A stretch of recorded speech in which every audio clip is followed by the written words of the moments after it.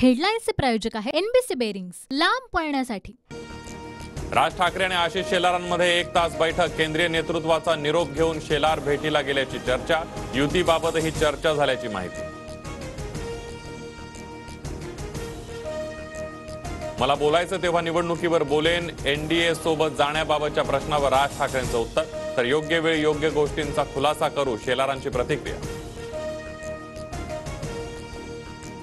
आरक्षण राज्याच्या नाही तर केंद्राचा विषय। विशेष अधिवेशनातून काही हाती लागणार नाही। मराठा आरक्षणावर राज ठाकरेंची प्रतिक्रिया। उद्या कायदा पारित न झाल्यास परवापासून आंदोलन। जरांगे पाटील ठाम। तर 2 ते 3 जणांच्या हट्टापायी सरकार वेगळं आरक्षण लादतंय। केंद्रातलं आरक्षण आणि आमचा विषय वेगळा। जरांगे पाटलांची प्रतिक्रिया। मराठा समाजाला आरक्षण देण्यासाठी उद्या विशेष अधिवेशन। इतर समाजाच्या आरक्षणाला धक्का न लागता आरक्षण देणार, मुख्यमंत्री शिंदेंची भूमिका।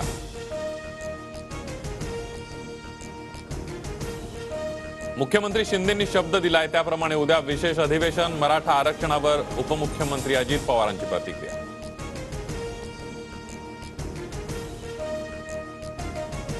भाजप शरद पवार गटाला धक्का देण्याच्या तयारीत। पश्चिम महाराष्ट्रातील बडा नेता भाजपमध्ये जाण्याच्या हालचाली। पक्ष प्रवेशाबाबत दिल्लीत भाजपच्या वरिष्ठांशी चर्चा सुरू, सूत्रांची माहिती।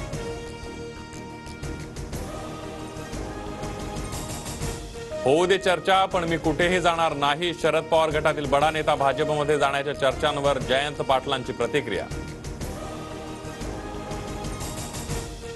कधीही काही होऊ शकतं, पण जयंत पाटलांसोबत माझा कोणताही संपर्क नाही, चंद्रशेखर बावनकुळेंची प्रतिक्रिया।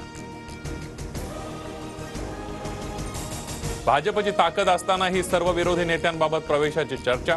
जयंत पाटलांच्या भाजप प्रवेशाच्या चर्चांवर सुप्रिया सुळेंचं विधान। विधानसभेपूर्वी उद्धव ठाकरे भाजपसोबत येतील, आमदार रवी राणांचा दावा। तर ठाकरेंना आता मोदींशिवाय पर्याय नाही, रवी राणांचं वक्तव्य। लोकसभेच्या 18 जागांसाठी ठाकरे गटाकडून समन्वयक जाहीर। समन्वयक नेमून स्वतःचे 18 मतदारसंघ जाहीर केल्याचे ठाकरे गटाचे संकेत।